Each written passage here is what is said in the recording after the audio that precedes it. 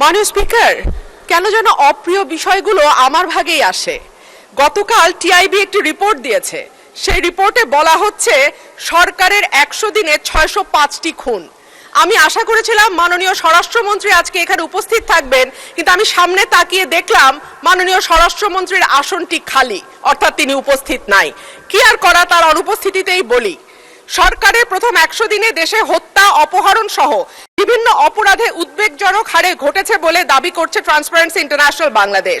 এই সময় দেশে 605টি খুন, 196টি অপহরণের ঘটনা ঘটেছে বলে জানায় সংস্থাটি। প্রতিবেদনে দেয়া পরিসংখ্যানে দেখা যায় মার্চ ও এপ্রিল মাসে মোট 605টি খুন, 294টি ছিনতাই, 90টি ডাকাতি, 196টি অপহরণের ঘটনা ঘটেছে। একই সময় পুলিশের উপর হামলার ঘটনা ঘটেছে 129টি, চুরির ঘটনা 2214টি।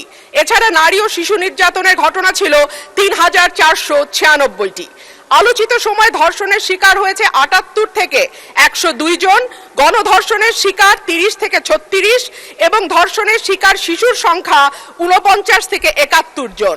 মাননীয় স্পিকার, আমাদের এই পরিসংখ্যানটি স্পষ্ট করে দেয় বাংলাদেশে গত 3 মাসে আইন শৃঙ্খলা পরিস্থিতির অবস্থা কি।